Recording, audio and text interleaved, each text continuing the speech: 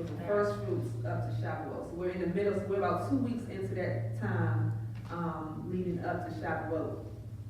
So we're gonna talk about that today. We're gonna be talking about Shavuot for the next few weeks, and we're gonna be kind of pulling out some different things from it, because there's a lot in there. And we're gonna just kind of unpacking it. So I'm gonna give some today, and then we're gonna kind of, over the next few weeks, kind of unpack it and kind of dig into it so we can understand what God's really trying to say to us about it in this season. As we're getting more understanding about the feast days. Hopefully over Pesach, everybody got a little bit more understanding than the year before. And each year we're getting a little bit more understanding on it. Y'all's gonna continue to show us what it was, what it is, and what he wants us to personally get out of it.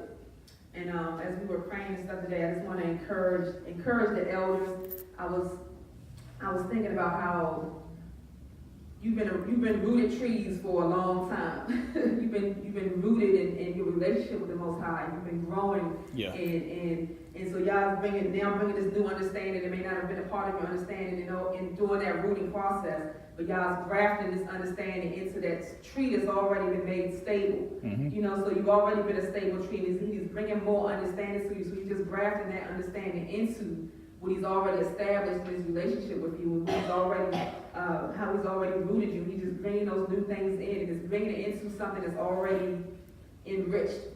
There's something called heirloom seeds.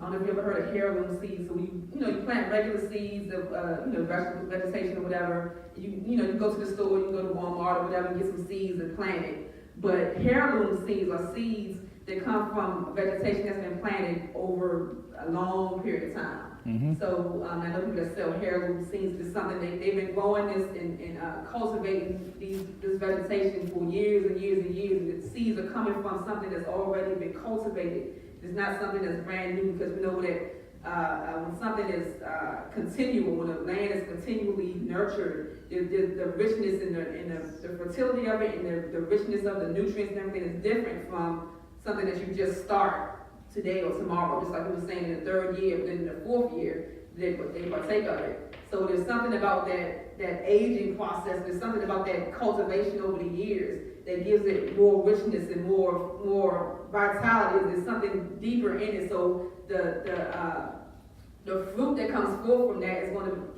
going to bear more health, more nutrients. It's going to have more in it than something that's just freshly planted. You know what I mean? So that heirloom seeds came to me as we were praying, and I was like, there's something, even though God's bringing in new understanding, he's bringing it into something that's already been established and already has fertile ground. It's already there, so it's already been cultivated. So he's bringing this newness into it, but it's already, the soil and the fruit is already rich. You understand what I'm saying? So he's growing that, establishing that. So just to be encouraged in that. The yard is not a starting over process. It's something he's using this whole process and just adding more to it. So it is value in that, because as the youth are coming in, and is the new seed. You know what I mean? It needs the elders who have been cultivated and who have the richness of the fruit to be able to feed that fruit to the youth and to those who are coming afterwards, to be able to give them something that's rich and that's not GMO, that's not been damaged, that's not been, not interfered with all these other things mixed in, just like a GMO food, all these other things that have been, nutrients that have been taken from it, so that it's lacking and it's deficient, and there's things that have been added to it, so that it's not even of the earth and of the ground anymore fully. So it's a necessary process that God's doing, and he's using this to be able to feed his people. Glory! Hallelujah. Glory! Yeah. I remember when I was a kid, old folks used to raise vegetables. Favorite thing. They take the best seed, the sweetest candles, the sweetest water, the best organic seeds, they save it to replant it next year. They go over and over. And then they go to the store and buy new seeds. Exactly. Use the same vegetables to plant year after year. Yeah, that's good. Yeah. Praise God. Yeah. Now we don't do that anymore. We're going to do it like a man, and the man, he'll take that, and he'll mix that with something to get a high grade. Yeah. It's no pure, it's not pure anymore. That's right. See, back then you were getting pure, Yeah. but now you don't get pure. Right. Man, mess with it now. Right. Amen. Exactly. It makes a difference. Yeah. See, Makes all the difference. all of it. Amen. Hallelujah. Yes, it Yeah. does. Like you say, he's training us. I Yeah. since, and he still makes it pure, because he's showing Yeah. us, Yeah. when we take the heart, Yeah. these teaching, I'm glad you missed Thursday night, I said, this is, yeah, yeah. That's why we still need Old Testament. That's what we know. Amen. We still getting pure. That's right. That's right. That's why the old New Testament has to go back to the Old Testament. That's right. We still get pure to bring forth. That's That's right. the New Testament. Keep it getting polluted. That's You right. can say that, establishing the importance of it, Yeah. going on, because you can catch the whole picture. Mm-hmm. Because the Corinthian churches and stuff will bring pollution into the gospel. That's Right. right. Right. Right. Right. All that talk though. That's right. We're all polluting the churches. Say, That's right. All right. That's That's what y'all right. teaching. they still didn't understand that, but it was before the old teaching. All Go right. back to the old way. And do That's it. exactly it. That's exactly it. Incorporate, I mean, you know, Yeah. that's why people, when we were growing up, I'm sure you heard it, we can't do things with the new, when we can't get nothing from the old.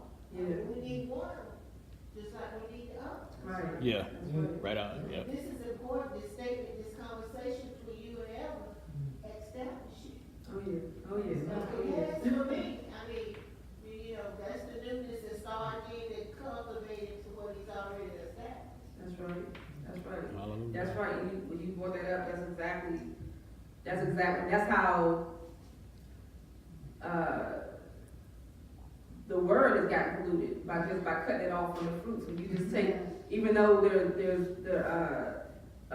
when we read in the Brit Hadashah in the New Testament, we get the new covenant, we get things in it, but because it's been in this time, it's been divorced from the original tree.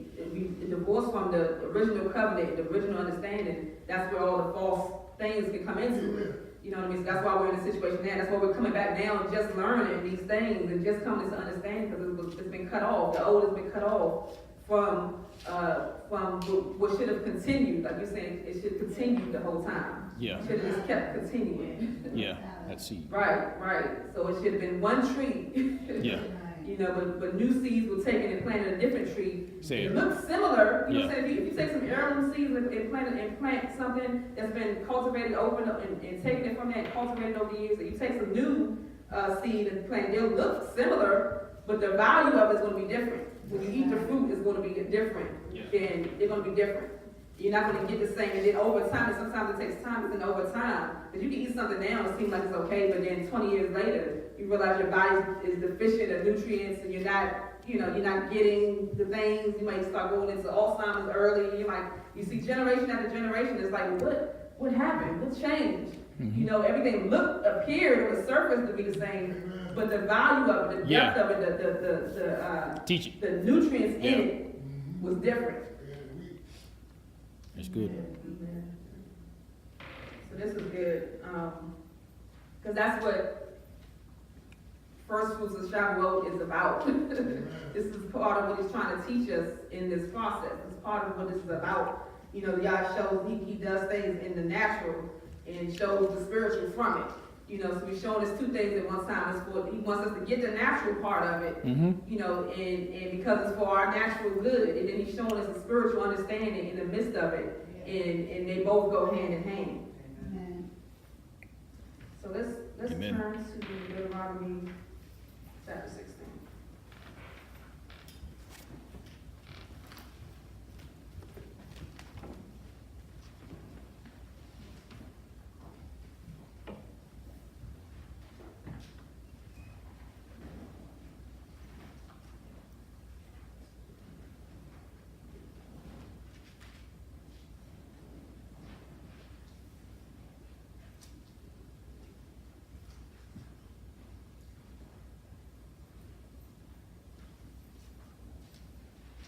Deuteronomy chapter 16, verse 9.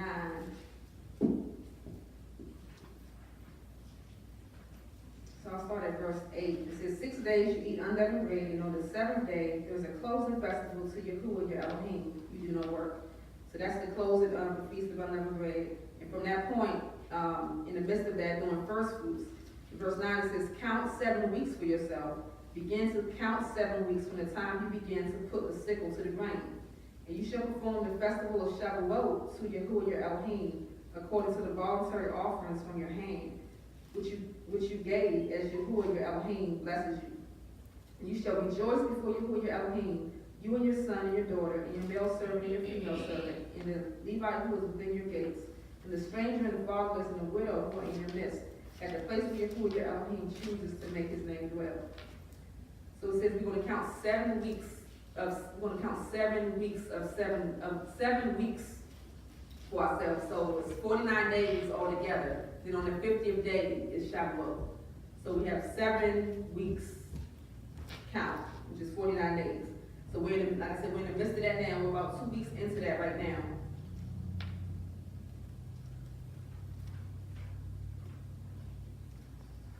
Leviticus 23:16.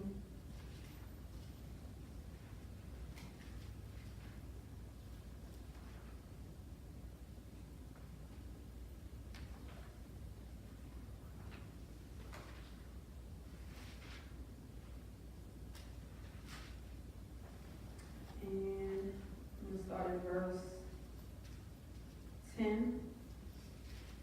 23:10.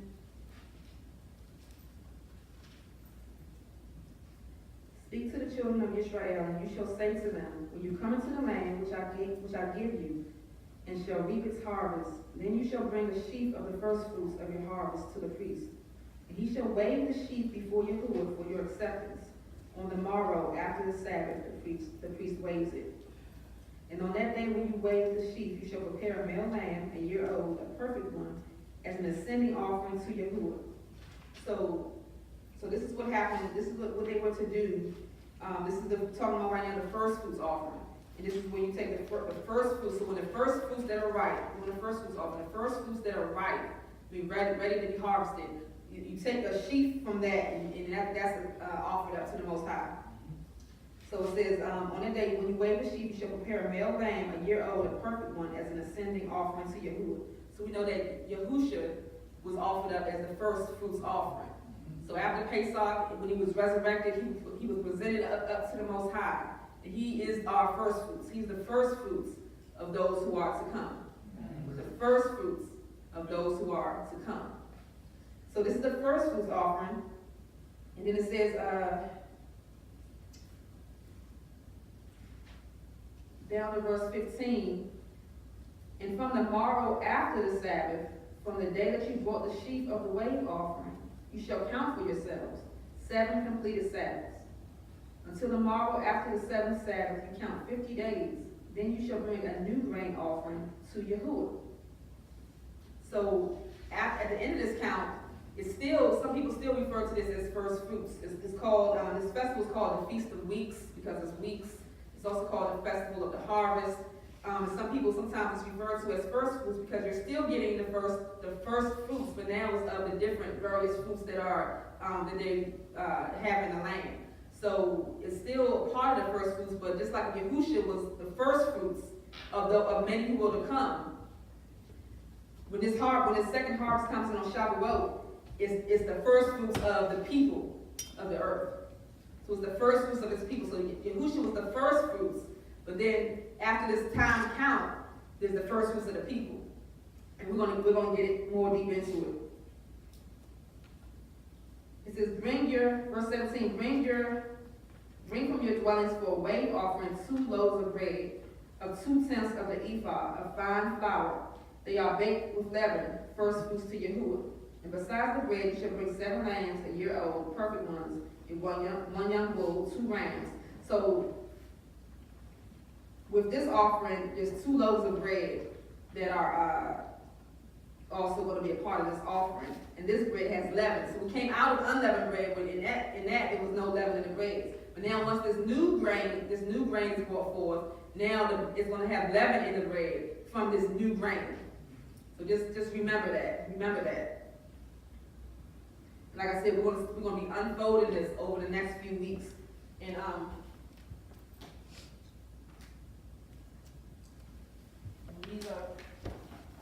these are the themes and the words and the things that are going to continually come up as we're talking about this.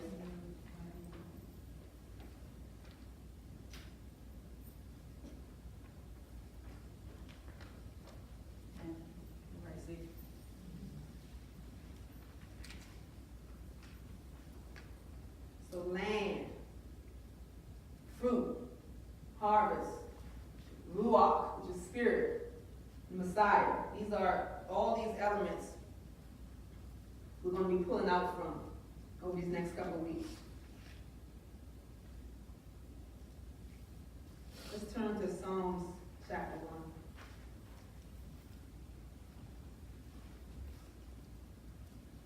This first part is the land and the spirit, or Ruach. The land and the spirit.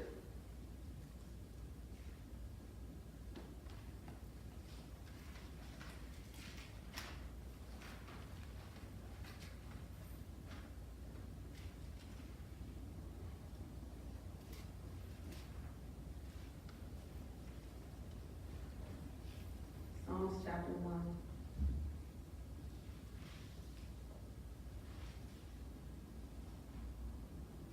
Blessed is the man who shall not walk in the counsel of the wrong, and shall not stand in the path of sinners, and shall not sit in the seat of scoffers. Yeah. But his delight is in the Torah of Yahuwah, and he meditates in his Torah day and night. He shall be as a tree planted by the rivers of water, that yields its fruit in its season, and whose leaf does not wither, and whatever he does prospers. The wrong are not so, but are like the chaff which the wind blows away. Therefore the wrong shall not rise in the judgment, nor the righteous in the congregation of the righteous. For Yahuwah knows the way of the righteous, but the way of the wrong comes to naught. This has been one of our recurring scriptures as we've been talking about us being trees planted beside flowing waters, rivers of water. It said his delight is in the Torah of Yahuwah. He meditates in his Torah day and night, his instructions, his teachings day and night. We shall be as a tree planted by the rivers of water that yields its fruit in season, and whose leaf does not wither. Amen. So,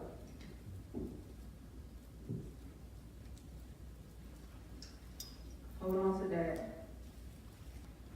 Now let's turn together to Deuteronomy 8. Deuteronomy 8. Keep your hand in Psalm 1 and flip over to Deuteronomy chapter 8.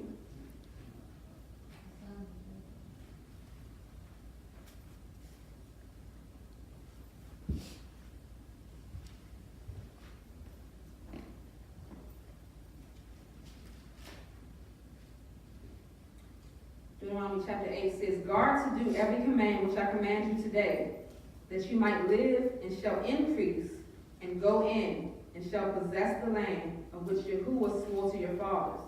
And you shall remember that Yahuwah your Elohim led you all the way these 40 years in the wilderness to humble you, to prove you, to know what is in your heart, whether you guard his commands or not. And he humbled you and let you suffer hunger, and fed you with manna which you did not know, nor did your fathers know, to make you know that man does not live by bread alone, but by every word that comes from the mouth of Yahuwah. Your garments did not wear out on you, nor did your foot swell these 40 years. Thus you shall know in your heart that as a man disciplines his son, so Yahuwah your Elohim disciplines you. Therefore you shall guard the commands of Yahuwah your Elohim to walk in his ways and to fear him. So he's reminding the children of Israel to guard the commands. And if you guard the commands, I'm going to increase you in the land. I'm going to increase you in the land, and you'll be fruitful in the land if you obey Yah's commands.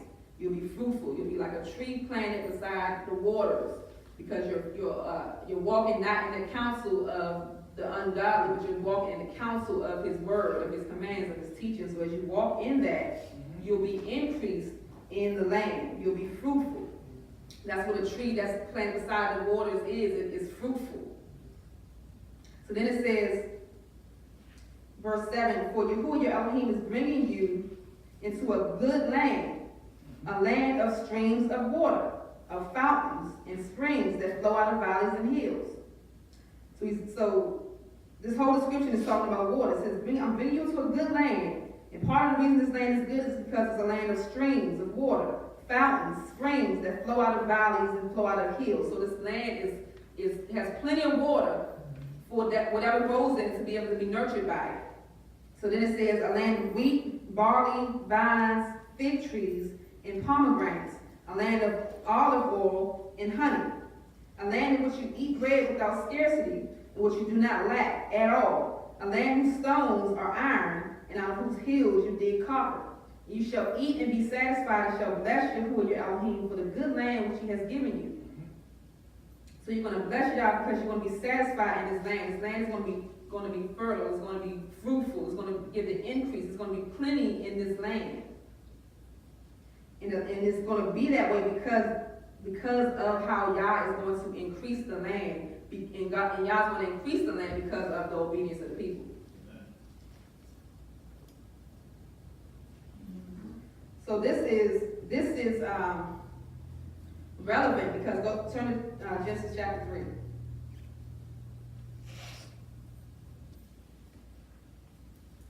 Chapter 3, verse 17. And to the man he said, because you have listened to the voice of your wife, and have eaten of the tree of which I commanded you, saying, do not eat of it. Cursed is the ground because of you.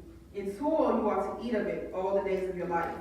And the ground shall bring forth thorns and thistles for you, and you shall eat the plants of the field. By the sweat of your face you are to eat bread until you return to the ground. For out of it you were taken. For dust you are, and to dust you return. So the ground became cursed when Adam sinned. When him and Hawa sinned, the ground became cursed. God said that now the ground is going to bring forth thistles and thorns. When you're trying to cultivate it for food, it's going to bring forth thistles and thorns for you. And it's going to be by your work and your labor, by the work of your hands. This is how it's going to come forth. This is how you're going to have to work the ground to be able to get anything, to get the fruit from it. You're going to have to do your own work and work to get it. It's going to come forth, but it's going to be through your own work and your own labor. So the ground was cursed from this point. Why? Because death was brought in. So the ground is full of life, right? So we were made from the ground. Man was formed from the ground. The animals were formed from the ground. Y'all put the seed in the ground so that the vegetation would come forth, so that life would come forth. All that was coming forth from the ground was life. And when Adam sinned, y'all had to make a sacrifice to cover. It said they were hiding. In chapter 3, verse 8, when y'all was looking for them, they were walking in the garden and hiding themselves in the midst of the trees. This man and this woman were hiding themselves from y'all in the midst of the trees. So they're trying to hide. And they've covered themselves with fig leaves, which is from the fruit of the trees. So they're hiding themselves in the midst of the trees, and y'all's like, this is not sufficient. So y'all had to cover them with the skin of an animal. But to cover him with the skin of an animal had to die, right? So there had to be blood shed. So now that blood, which is innocent blood, was shed, hits the ground. So y'all said, because of all this, now the ground is cursed because of you, because now death is entered into the ground. And eventually you're going to die, you're going to enter into the ground. Now death is entering into the ground, and you brought curse to the ground. There's curse coming to the land. So now the ground is cursed, and you're going to have to toil to bring forth from this. You're going to have to do your own work to be able to bring forth from this ground. Yes, sir. Yes, sir. So you're going to have to work. Let's flip over to chapter 4. And Adam knew Hawa his wife, and she conceived and bore Cain, and said, I have gained a man. So now Cain is born. It says, verse 3, and it came to be in the course of time that Cain brought an offering of the fruit of the ground to Yahuwah. So Cain brings an offering to Yah, and it's from the fruit of the ground. So Cain works the ground. I'm sorry, I skipped verse 2. And again she gave birth to his brother Abel, and Abel became a keeper of the sheep, but Cain became a tiller of the ground. So Abel kept the sheep, he was a keeper of the sheep. Cain became a tiller of the ground, he worked the ground. It came to be in the course of time that Cain brought an offering of the fruit of the ground to Yahuwah. And Abel also brought of the firstborn of his flock and of their fat. And Yahuwah looked to Habel and his offering, but he did not look to Cain and his offering. And Cain was very wroth, and his face fell. So Habel brings an offering to Yahuwah, similar to the offering that was already put in place. He had to kill one of the sheep to be able to make an offering, and to give of that, the fat of that, to Yahuwah and offer that to him, and Yah accepted it. But Cain brought him an offering that was from the work of the ground, which he worked the ground and brought forth from the ground and offered that to Yahuwah, and Yahuwah was like, your work is not acceptable. You work in the ground that's been cursed, and bringing me an offering from that is not acceptable. That's right. His own work. So then what happens from that? It says, in verse 8, and Cain and Habel, his brother, it came to be when they were in the field that Cain rose up against his brother Abel and killed him. And Yahuwah said to Cain, where is Habel your brother? And he said, I do not know. Am I my brother's guard? And he said, what have you done? The voice of your brother's blood cries out to me from the ground. And now you are cursed from the earth, which has opened its mouth to receive your brother's blood from your hand. If you till the ground, it shall no longer yield its strength to you. You shall be a fugitive and a wanderer on the earth. So here we go with the ground being cursed again. And so now, where the ground itself was cursed because of the death that entered in, but it still brought forth fruit. Now Cain, he killed his brother, and his brother's blood went into the earth. Now y'all put another curse on Cain, saying now it's not even going to bring, it's not going to give its strength to you. Now you're going to try, you're going to try, and you're not going to get any fruit out of this ground. You're just going to be wandering on the earth, because now he can't feed himself. He's not producing any fruit. Right. So while Adam had to produce fruit out of his own works, now Cain, he's not even capable of producing fruit Right. because of the death that came.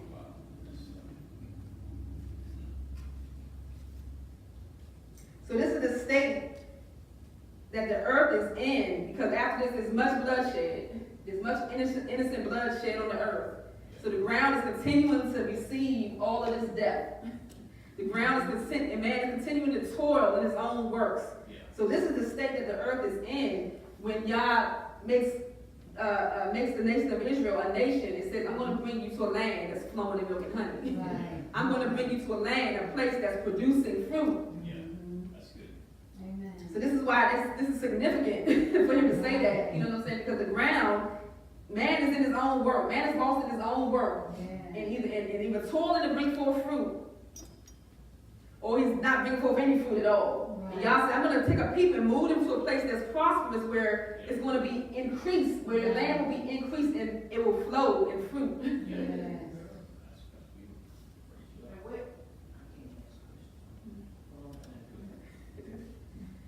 All right. I'm going to read, it's on your paper, so you have it for later, but I'm going to read 1 Corinthians 3:6 real quick. It's on your paper. It says, I planted, Apollos watered, but Elohim was giving growth.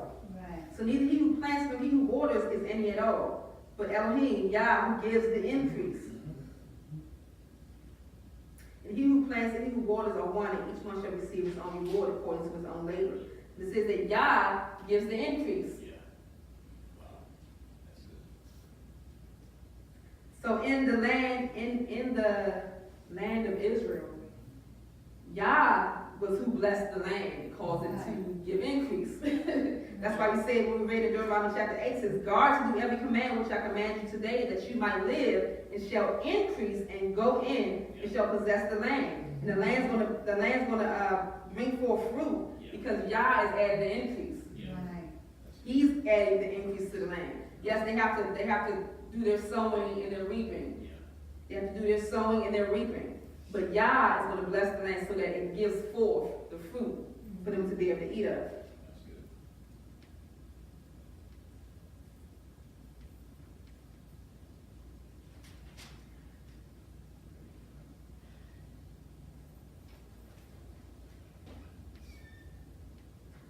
again, prior to this, when y'all was describing the garden in chapter 2 of Genesis, he describes 4 rivers that are in Eden, and that were flowing there basically so that the garden would be fruitful. So there's the 4 rivers, and he describes the 4 rivers in chapter 2, so this again is the waters that's coming forth so that the fruit can come forth, so that it can be fruitful and harvest. So the garden was fruitful prior to it being prior to the land being cursed. So Yah added all of this. It was the spirit of Yah that hovered over the earth and caused this to be brought forth. And it's only through man's not obeying Yah's commands that it became a place where down the ground has to be the ground is a toil to be able to get fruit.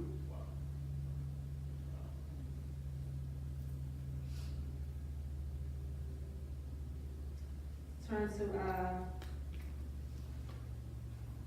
Galatians chapter 6.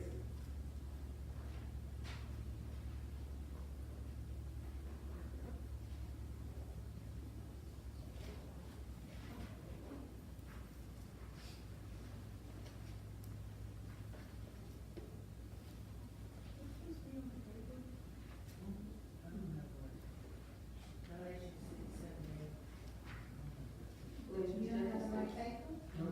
You don't have a paper with scripture on it like this? Galatians 6:78. Another sheet paper. More right.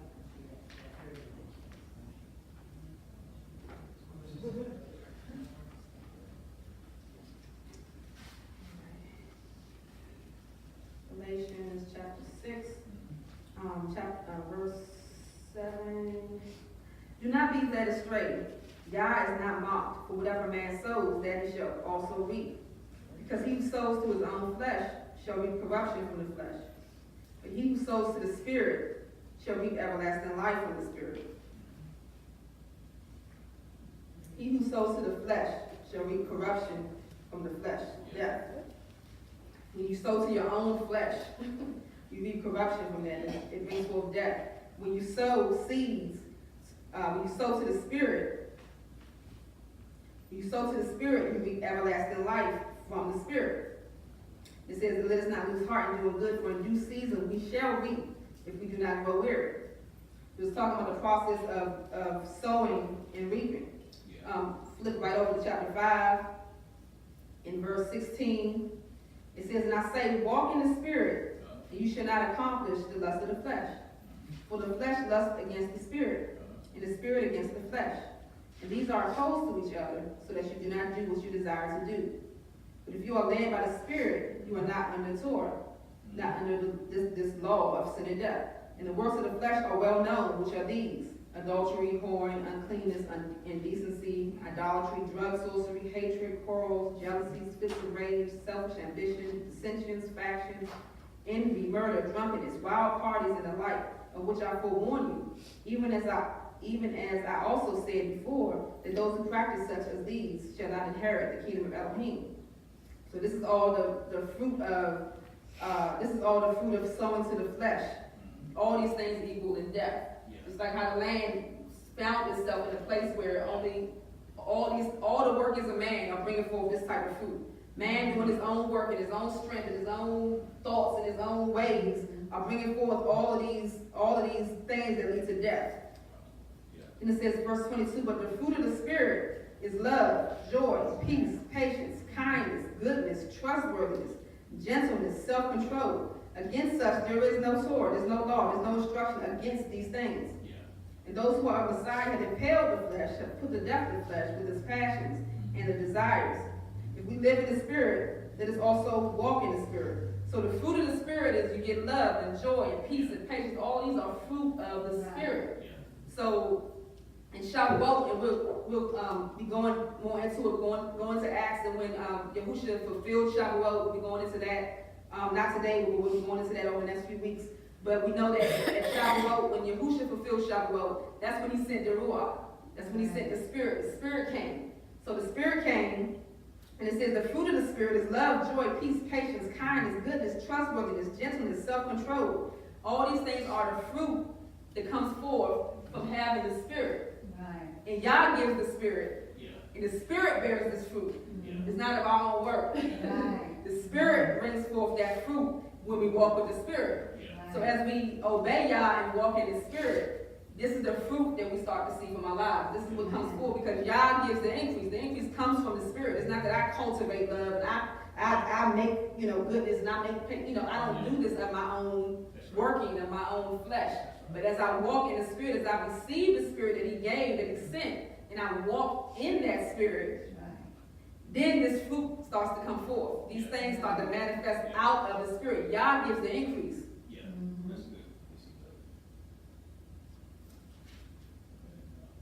So it's not of ourselves. So as Yah was showing, as Yah was giving the understanding with bringing the fruit forth from the land, the actual fruit. And on the paper you have the paper here. These are the 7 different types of harvests that were mainly brought forth in Israel. These were the main things. It talks about Deuteronomy 8:8 that we read. This is going to be a land of wheat and barley, of grapevines and fig trees and pomegranates, a land of olive oil and honey. So you see all the things here. You have you have the wheat.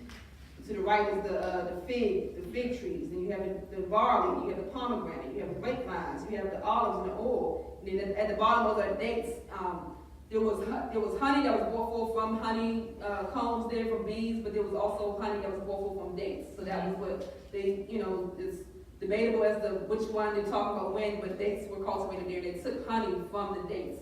So this is it's the harvesting of the dates. That they got honey from. So this is the fruit. The fruit. So when they brought their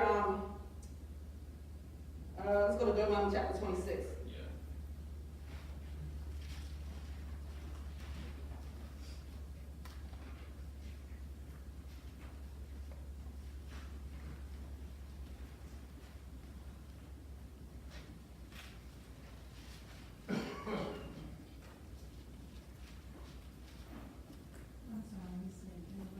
Mm-hmm. Chapter 26.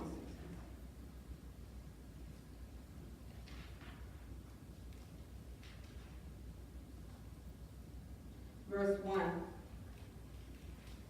It says, and it shall be, when you come into the land which Yahuwah your Elohim has given you as an inheritance, and possess it and dwell in it, that you shall take some of the first of all the fruits of the soil which you bring from your land, that Yahuwah your Elohim is giving you, and shall put it in a basket, and go to the place where Yahuwah your Elohim chooses to make his name dwell there. And you shall come to the one who was priest in those days, and say to him, I shall declare today to Yahuwah your Elohim, that I have come to the land which Yahuwah swore to our fathers to give us. And the priest shall take the basket in your hand, and place it before the altar of Yahuwah your Elohim. And you shall answer and say before Yahuwah your Elohim, my father was a Persian Aramean, and he went down to Mizraim and sojourned there with a few men. And there he became a nation, great, mighty, and numerous. But the Mizrahites did evil to us, and afflicted us, and imposed hard labor on us. Then we cried out to Yahuwah Elohim, Elohim of our fathers, and Yahuwah heard our voice, and saw our affliction, and our toil, and our oppression. And Yahuwah brought us out of Mizraim with a strong hand, and with an outstretched arm, and with great fear, and with signs and wonders. And he brought us to this place, and has given us this land, a land flowing with milk and honey. And now, see, I have brought the first fruits of the land, which you, O Yahuwah, have given me. Then you shall place it before Yahuwah your Elohim, and bow down before Yahuwah your Elohim, and shall rejoice in all the good which Yah your Elohim has given to you and your house, you and the Levite and the stranger who was among you. So he's telling them, it recaps the story of how Yah delivered them out of Egypt, out of this land, and brought them to their own land. It says that when you get the increase of the soil, you're going to take from all that fruit, you're going to put it in a basket, you're going to bring it and present that to the priest that's going to present that to the Most High Yah. Yeah. And it says that you're going to rejoice in that and rejoice in that. So recognizing the good that Yah has brought to you and how He's brought you out. And we go through the same process when we came out of the world, whatever life we were living. Yeah. Yah came and He brought us, He brought us out of that bondage, brought us out of that situation, brought us out of those things that were holding us, that held us, and brought us out of that place and brought us to a place and caused our land to be prosperous because He caused us to receive His Spirit. So He brought back to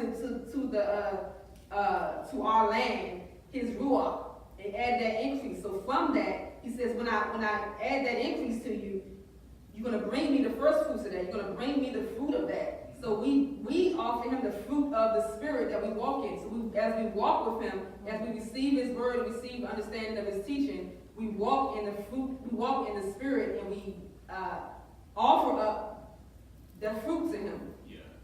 How do we do that? We walk in it. We walk in it. We walk in that fruit. So as Yah fills us with his Ruach and renews our land, Yeah. he's looking for fruit. Yeah. He's looking for fruit. So and in those days they brought this fruit, you know, and he was looking for this fruit because it was teaching a lesson.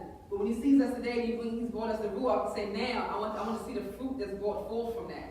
Right. And that's just part of the fruit that comes from us is one part of it. Yeah. The part that we're going to talk about today is just that one part of the fruit of what we do. And the thing about Yah is that you can't bring forth fruit without him. That's right. You can't do it in your own work. You can do it in your own work, but it's not going to be acceptable to him. Right. You have to stay connected. You have to stay as the tree planted by the rivers of water. You can't go be planted somewhere else and bring forth fruit that's acceptable to Yah. You have to stay planted by the rivers of water. Right. Right. Because it has to be him that's giving. It's him that gives. It's all him. It's like we play a role in it, but it's him that's bringing forth the increase. That's right. So you can't give him something that didn't come from him. That's right. You can't give him something that came from us or that came from something else. Something that we worked up on our own. We can't present that to him. It's not acceptable. He's looking for an image that looks like him. Yes. Just like when you have a child, you have it, you look at it, you expect it to look like you or the daddy or somebody. If it looks like somebody else, everybody can be looking like it. I don't know where this child came from. Somebody got complaining to do. You know, so Yah's looking for something that looks like him because it came forth from him. You know, so when you start to bring forth something that doesn't look like him, it's because it's coming forth from somewhere else. So we have to walk in the Spirit. So how do you walk in the Spirit? Surrendered to the Spirit. And as we read in Deuteronomy, it says, obey my commands, obey my teachings, obey my laws, obey when I'm teaching you, and then you'll walk in the Spirit, and then you'll be fruitful. And then you can offer that up to me because we offer our bodies as a living sacrifice. Holy, set apart, and acceptable to Yah. And in doing that, it's not that we're laying on the altar somewhere, just, you know, we're dying to our flesh. Because the flesh, the earth, is receiving death. The earth receives death. The flesh is going to die. The flesh gives birth to flesh, which gives birth to death. We're surrendering that part of us so that the Spirit can live and give birth to more Spirit. More fruit from the Spirit. So as we lay our bodies and give it as a sacrifice, we're living, so we're dying to our flesh so that we're living to Yah. We're living to Yah. So we're living in this flow. And it's something that you can't fake because you'll see in other scriptures that when they weren't obeying Yah, then they were removed from the land. That's right. Because Yah's like, I'm not going to give my land that's flourishing and flowing and getting my increases in it to people who are not doing the same thing. Who are polluting it and bringing death to it and not bringing right judgments, and then people are, dying and you're bringing more death, so you can't mix the two. So he had to remove it, which is the same way we can't continue to walk in the flesh when he's giving us his Ruach. The Spirit is in us. So we can't continue to walk after the ways of the flesh when he's giving us his Ruach. But they would say, please don't take your Ruach from me. That's right. I know I've sinned, I know I've done, please don't take your Ruach from me. Right. Don't take your Spirit from me. Because I don't have, as you were saying, that if we don't move in him and have our being in him, why even live? Right. There's no life. Right. There is no life other than in him and other than the flow of his Spirit. So this is part of the lesson that, part of what Yah is bringing out in this.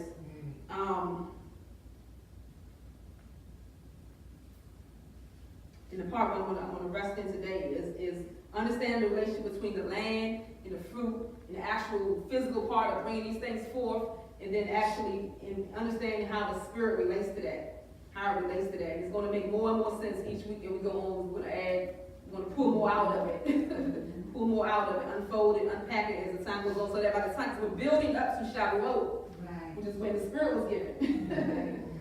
So in the Old Testament time, when he gave the commands on Mount Sinai, that was during that same time period when he gave them the commands on the mountain, and it was during that time when he gave that to them. So it corresponds to the time that he gave his Spirit, he gave the Ruach, that was poured out. So as we are building up right now up to Shavuot, where the Ruach was given, we want to, by the time we get there, we want to have an understanding of the Ruach that we're being given, the Ruach that's being flowed out, the Ruach that he gave us and that we're walking in. We want to have a better understanding of how that relates to the land and the fruit that we bring forth and the harvest that he's looking for in this time of our fruit from the Spirit, and then also as a people that he's looking for to bring forth, and then also the power of the Ruach. And what Mashiach did and how he relates to all of this. So we're going to be unfolding it over the few weeks. I'm struggling tonight. But it's good. So y'all is teaching us, and like I said, by the time we get to Shavuot, we'll be ready. We'll be in position. Because this year, y'all he's teaching us not just for us to just have head knowledge. It's for us to walk it out. It's for us to understand it and walk in it. You know, like we talked about on Pesach, y'all has a calendar and his feast days are the only thing on it. So we're gonna line our lives up with what he has lined up. We're gonna see the fruit of it. Individually and as a body, and as this body fits into all the rest of the body at large, we're going to see what y'all's bringing forth in this time period. This is an important time that we're in. And I bless y'all for giving us understanding as we are going on. Amen. Amen. Hallelujah.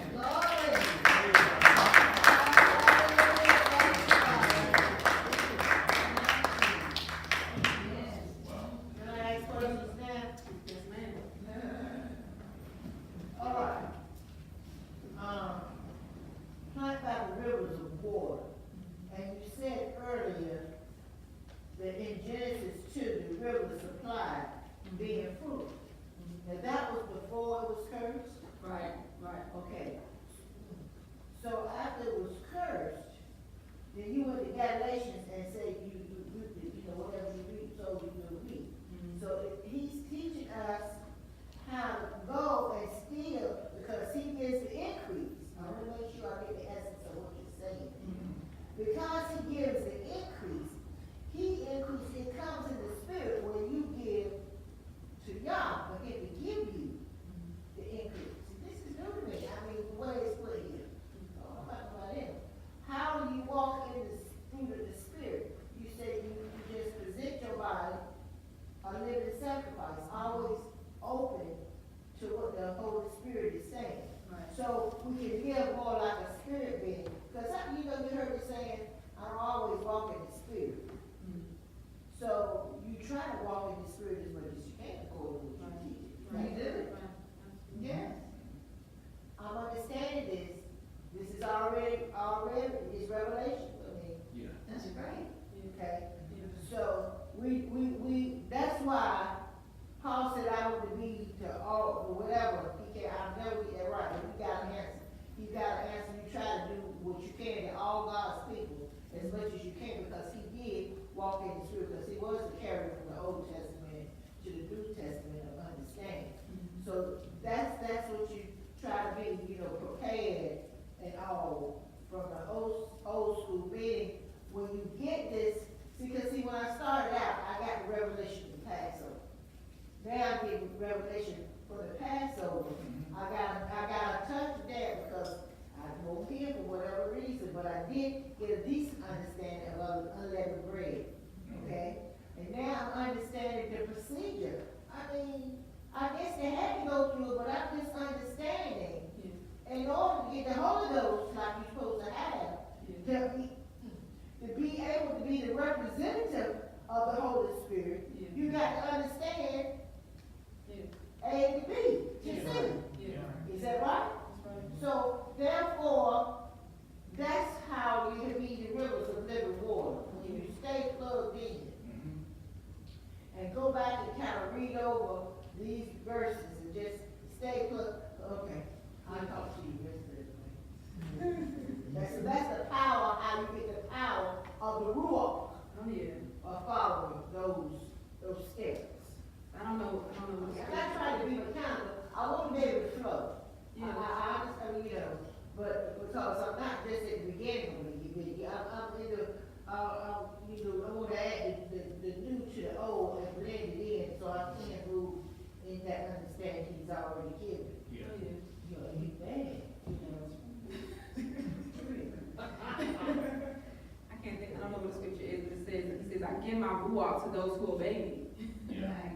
And obedience is the key, isn't it? It's required to obey. I give my ruach to those who obey. There's something, when Abraham was justified by his faith, it was because of his obedience. Yeah. He told him to sacrifice Isaac, and he brought him to be sacrificed, and Yah intervened. But it was through his obedience he was justified. It was his faith, but his faith was shown through his obedience. So then he was justified. Yah said he was made righteous because of that. So it's all obedience. So Yah says, well, if you obey me, keep my commands, then this will happen. So as the scripture says, I give my ruach to those who obey me.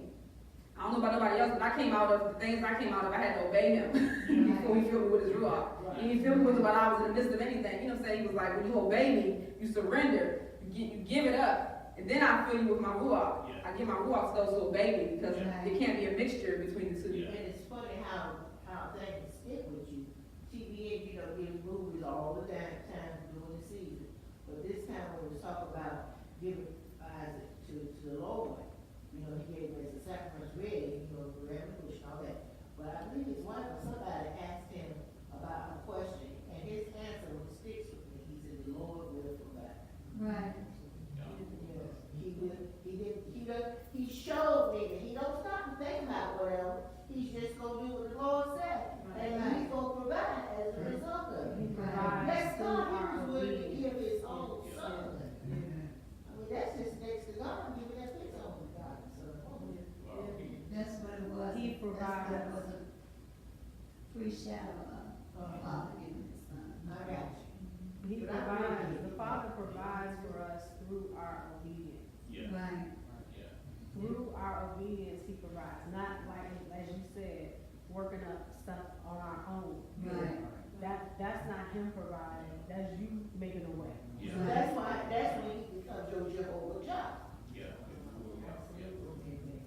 I love it. I miss my church. The teaching that comes out of it. I'm glad you inquiring and asking. Yeah. Well, I got to understand because my history for coming here, it seems lethargic, but it's not. And because now he's bringing me in a season where I can be here and receive more, it's imperative for me to get it. Yes.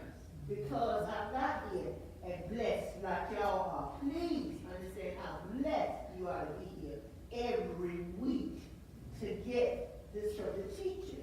And the teaching that God has blessed in your apostle and our apostles are. Y'all don't understand it where I am. You just be blessed you got it. And reap for the benefits of it. So when it talks about the tree being planted, when it compares us to a tree being planted by rivers of water. So before that it said that the person who delights in the Torah of Yah and meditates on his Torah day and night is compared to the tree that's planted beside the rivers of water. A tree that's planted by rivers of water, its roots are soaking in the water continually. Yeah. It's planted by it, so it's continually soaking in the water. So his word is compared to that water. So when you meditate on the word and you continually meditate on the word day and night, then you become like that tree that's planted beside the water, that's bearing fruit. Lebanon, is that something to that? It's in Yeah, another. but in this instance, It's not. it's the fact that when a tree is planted by rivers of water, it's constantly receiving what it The needs. nourishment, nutrition. It's Okay. constantly, I got you. And it yields its fruit in its season. right. There's a season for it to yield fruit. So in its right season, the right fruit to come forth. Because it's not all, you look at trees, it's not always the season for certain fruit to come forth. But it's in its season, it'll bring forth fruit. Even though it doesn't look, in some seasons, it doesn't look like it has fruit or leaves or anything. So in its right season, it's going to bring forth fruit. And it says, the leaf does not wither. Yeah. And whatever you do will prosper, because Yah is with you. You're meditating in His word. And because you're meditating in His word, what you do is going to be in alignment with His word. Yeah. Your actions will be in alignment with His word. So that's why you meditate on it day and night. You know, so whether we're here, whether we're whatever, from Shabbat, all the days in between, you know, we're meditating on His word and allowing that to soak it up in that, so that what we do every day is coming from that. Right. And then we can't help but to be prosperous in everything that we do. Amen. Gotcha, because that's all you got to give back.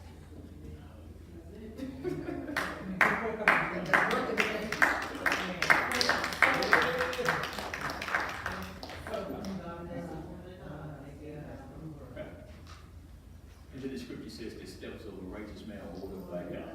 Yeah. Or being obedient. Yeah. That's how the steps can be ordered. It's like trying to order our own steps, like Minister Yah was saying. It's like making our own way. You know? Right, when you meditate in it day and night, you're gonna do Exactly. His word. Yep. That's right. Therefore, the steps are ordered by Him. Right. Amen. You know? And we'll go straight to that, we'll keep right at that river, or we'll